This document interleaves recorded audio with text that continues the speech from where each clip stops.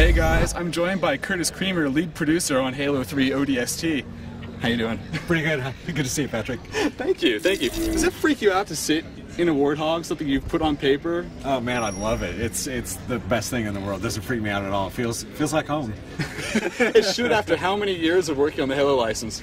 Oh, I've been working on it for 9 years now. So yeah, started off on Halo 1. That's amazing. And here we are at ODST days, Yeah. and it's actually in the can now, isn't it? It's finished. Yeah. We finished the game up in May and submitted it to Microsoft, and it's all ready to go. Give me a little bit of backstory for people that haven't been following that closely. Sure. So in Halo 3 ODST, the story takes place in between the events of Halo 2 and Halo 3, but this time rather than playing as the Master Chief, you're playing as an orbital drop shock trooper. So it's all about sort of what happened in the city of New Mombasa while the Master Chief was off at the Delta Halo. It's interesting because it's sort of a reset of a lot of the core gameplay as it's evolved to Halo 3. You have things like the rechargeable shields, it's steered away from damage and health and things like that, and you've gone back to its roots. How do you think hardcore gamers who've seen it all the way through to Halo 3 are going to feel about having to go back and restart their skills again? I think they're going to be super excited about it. I mean, I don't think you're going to have to reset your skills in any way. I mean, it's going to feel like home. You know, we still have the same kind of exciting Halo gameplay that we always have, but, you know, like you said, we've gone back to having a stamina and health mechanic there.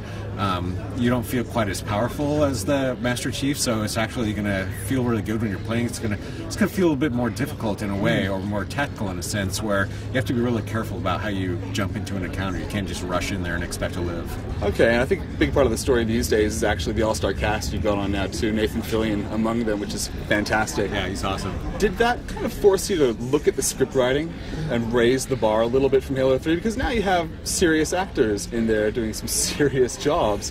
Do they sit there and go, no, this line is just not going to work, let's work with you? No, you know, Nathan Fillion is great. I mean, we didn't have to make a change to the way that we approached writing it anyway, just because we're bringing him or even, you know, Trisha on board for the project. You know, Joe has always done a fantastic job with the script writing for all of the Halo games. And so, you know, again, he sort of really knocked it out of the park with ODST, and it was really exciting to see him sort of get an opportunity to really approach telling story in a really different way. So it was great. Okay, I have to ask this question. It's been put to me. I'm sure you've probably heard it. ODST was originally pitched as an expansion, and it kind of evolved from there. But people are still balking at the price. Yeah. How do you justify the value? Well, we justify it by saying that it is true that it sort of started out as an expansion, but, you know, we've done Halo sort of like on a 3-year cycle, right? And so, but this was a project that we were going to try to get done in about a year.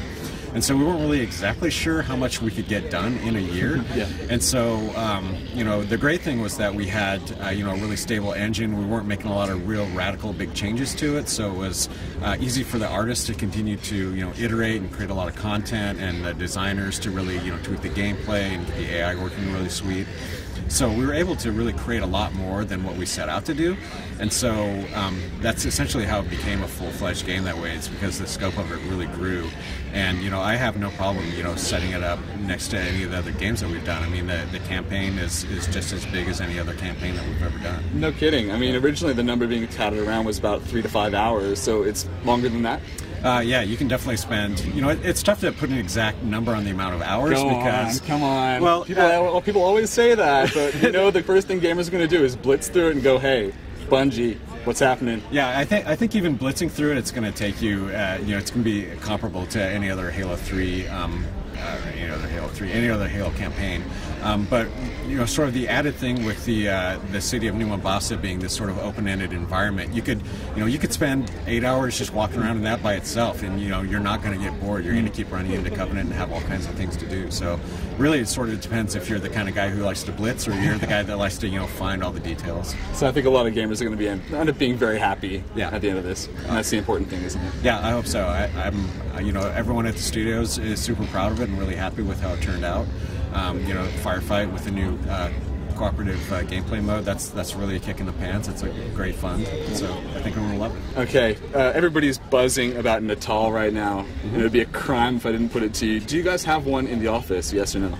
I think we might have a dev kit in the office. I think I saw one there the other day. So yeah, I mean, I saw Natal at E3. It was pretty impressive. So you have a debug in the office. That leads me, of course, to say that you guys are clearly experimenting with it. Do you think the technology lends itself to first-person shooters? That's hard to say. I mean, I'm not sure really. I mean, it's kind of hard to imagine exactly how that would work right now, but who knows? We might or somebody else might come up with a really great way to utilize it.